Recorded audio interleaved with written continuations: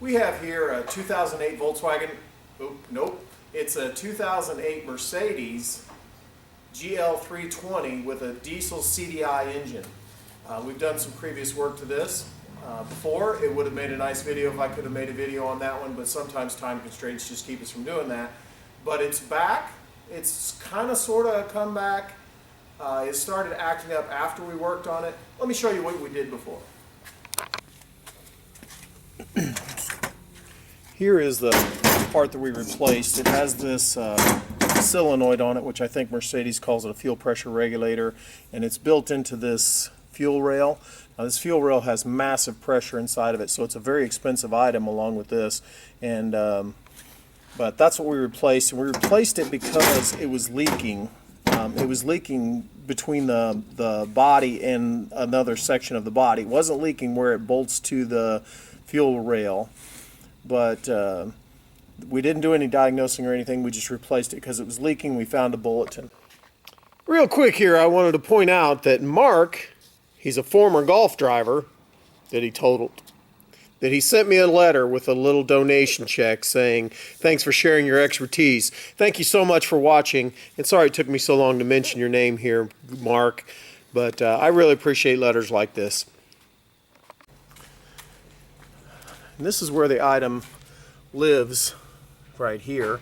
And obviously the fuel rail goes back. There's a fuel rail over here also. But as I said, we could just see it leaking right here. And we had a tech bulletin and a trouble code, and it was going into limited power mode, or like a limp mode, because of this fuel pressure related trouble code.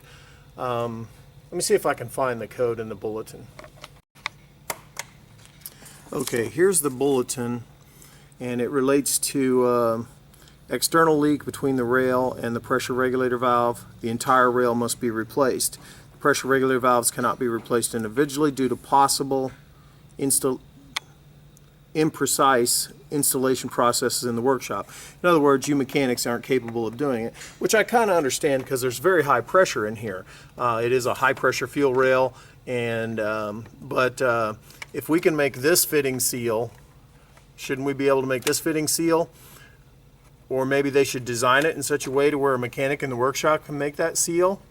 Seems a shame to replace this big expensive part when all that's needed. But that's the work that we did. And after we got done with it, we drove it, and it worked really good, and the code didn't reoccur. Now, I don't remember what the code number was. On a Volkswagen, we had done a code save, but it's not as easy to do that with a Mercedes. But it was probably 2016 fuel rail monitoring via volume control valve. The rail pressure is too high. Or maybe it was this one, rail pressure monitoring via, it's almost the same definition. It was one of those two, I believe, and we replaced that fuel rail, and it ran great afterwards. The code would reoccur every time it was driven, and it would go to a limited power mode every time it was driven. But now it's in a worse, and I've already road tested this, now it's in a worse limited power mode. It doesn't just reoccur, it just never has any power. So let's scan it and see what codes we got. Okay, so here we have, I'm just going to skip the numbers, but check the component of B76 fuel filter water level sensor. That's right there. Coincidentally, we did do a fuel filter on it only because it was leaking. And then that number there with check the signal wilder component Y77/1 charge pressure positioner. And I believe that is that right there, which we didn't have anything to do with that. Not 100% sure of that. I don't know Mercedes perfectly. Matter of fact, I don't know them at all. And then we have check the component Y279 left EGR ARF positioner short circuit to ground. And I believe that's this thing right here. I'm not sure of that, but there we go. And then the next one is this code number with check the component R39 vent line heater element. At this point, I don't really know what that is. I think I have a comparable device that are on Volkswagen, so I think I could find it. maybe that's it right there. Not sure. Anyway, we have a bunch of trouble codes, and I can tell you this, we did clear these trouble codes and they all reoccurred. Check component R39, vent line heater element, already said that. Check the component B27B1, intake air temperature sensor. That would be part of the mass airflow sensor right here. There's 2 mass airflow sensors on this car. And the next one is for the other intake air temperature sensor. Then the next one is for the mass airflow sensor. Another one for the mass airflow sensor. Another one for the mass airflow sensor. Check the exhaust pressure, back pressure is too high. Now, when something comes back immediately after we work on it, we have to worry, and the knee-jerk reaction is we did something wrong. Now, I want to accept responsibility if we did something wrong, and obviously we could have. We did some repairs up in this area for oil leaks that I didn't mention before, and we replaced the rack and pinion on the steering. But all those things are underneath, all these repairs were underneath. I don't think, although we did do an oil filter housing gasket, I don't think the problem would be in this area, but perhaps we left something unplugged, perhaps we left a wire pinched underneath something, perhaps it's a random failure that we didn't cause. I don't know, but we have to take a structured approach to the diagnosis, because at this point I don't really know these cars very well. I can't just say, hey, this is causing it. So we're going to have to do some investigation to find the problem. Okay, so I've done the best visual inspection I can. We are probably going to pull some stuff apart, but before we go too far, in almost every diagnosis where we'd be concerned with an electrical type problem, we need to just check fuses, check all the fuses. We don't look up schematics and stuff like that, we just check them all. If we find one blown, then we kind of have some direction. Because right at this point, I don't have any direction. So let me get a test light and I'll start checking some fuses. Lucky for me, the fuse box is right here and easy to get to.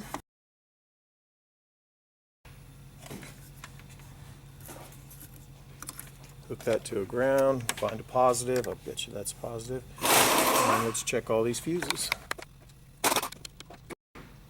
Key is not on right now, I probably should have it on. Let me go turn it on. Got the key on. That was not light, the one fuse light one side and the other, General. Hardly any of these are lighting.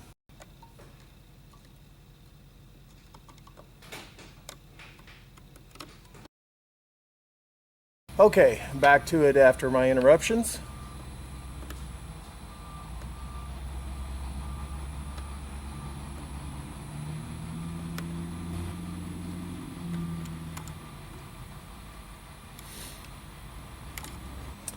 Okay, that seems to be a blown fuse there. Let me real quickly go over these other ones. That one doesn't light at all. That one's good. That one doesn't seem to light at all. So I think that's a blown fuse right there. Maybe that relates to our problem.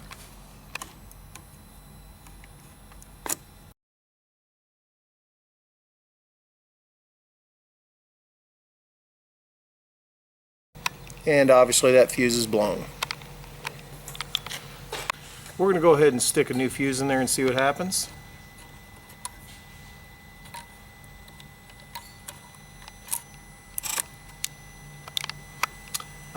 When we did that, I heard something over here go ch-ch-ch-ch, and then I don't know if you could see that in the video, but there was a spark underneath there. The fuse blew again, so it's blown again. So we'll look up a schematic for that and see what that powers. So here is our fuse that's blowing.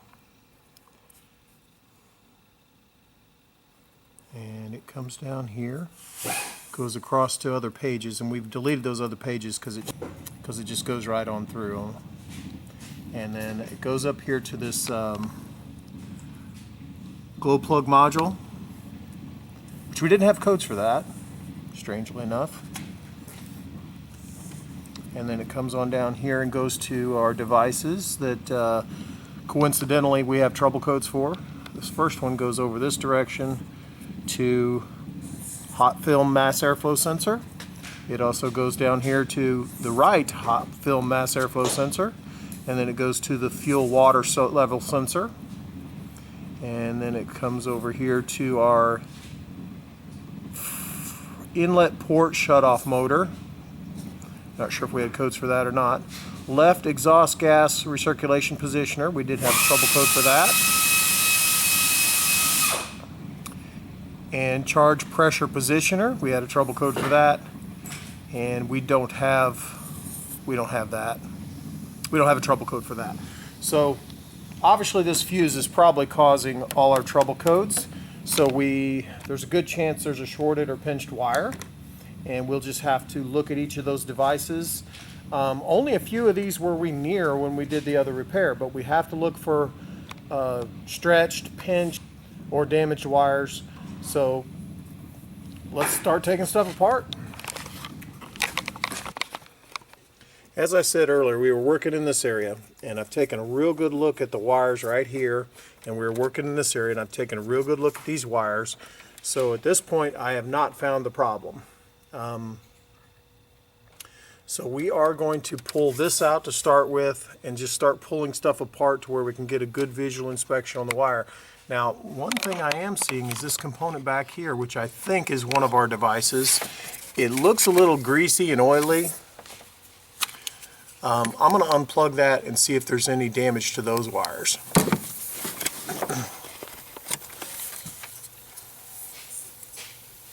That came unplugged pretty easy. So our tech service has a real good breakdown of what each device on the engine is, and so it gives definitions: high pressure pump, resonator, oil, temperature sensor, hot film mass airflow sensor. So now we can know what these things are as we try and track down the source of what's causing our fuse to blow.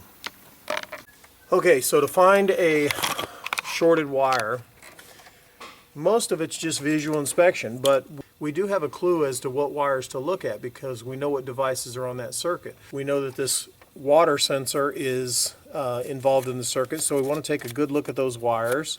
Generally, you'd want to unplug them and look inside them for water, and right here's a common failure point on Volkswagens anyway, where the wires might get bare and then touch each other. I don't see anything there, obviously not there. I'm not sure if this thing's involved in our problem or not. I believe those are glow plugs right there. This seems fine. I've already looked at that, and I've looked at that. And I'm trying to get a good picture of what these wires, here, but because we worked on this rail, but nothing's pinched underneath, nothing's rubbing. Really at a loss. I believe this is our glow plug control module here. And it's a little greasy, but I don't really see any rubbing wires there. I kind of thought there might have been a wire pinched here, and so I had Cortland pull this vacuum reservoir. And our wire color is red and green, and we do have a red and green in here, but I don't see any problems with it. Once again, I'm coming to a loss here. Can you touch our test light to our load side of the fuse to see if it still lights? So we still have a short to ground somewhere, and since I'm not seeing a wire problem, I think we need to start unplugging devices to see if they're causing it. So let me start with what I can get to easily. I've already unplugged a EGR over here, so let me unplug that. And our light did not go off. Let me unplug this one. And our light didn't go off. The mass airflow sensors are unplugged, and our water level sensor needs to be unplugged. I said water level sensor. I mean water in fuel sensor.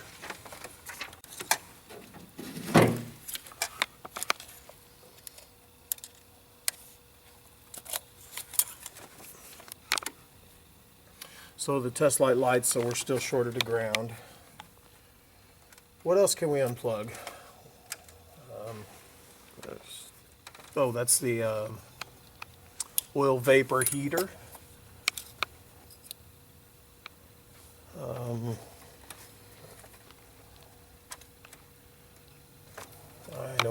on this, so I don't know if that's on our circuit or not.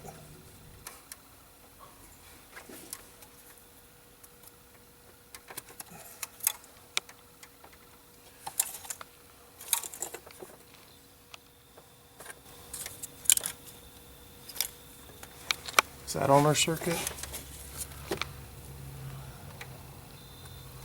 Can't remember what all devices. I'll be right back. I'm going to look and see what other devices are on there.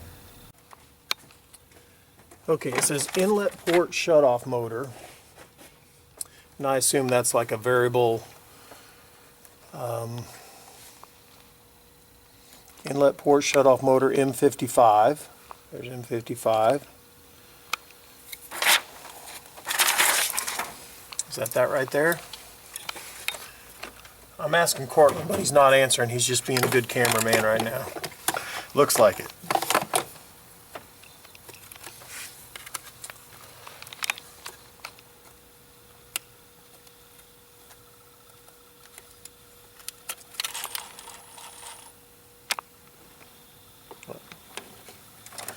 So our light went out when I unplugged that. Well, this video is getting way too long and we're gonna have to make a part 2. And since the Blue Lagoon's out here looking good and I got a fresh haircut, I figured I'd come out here and make an outro saying that you're gonna have to find the conclusion of this video in part 2.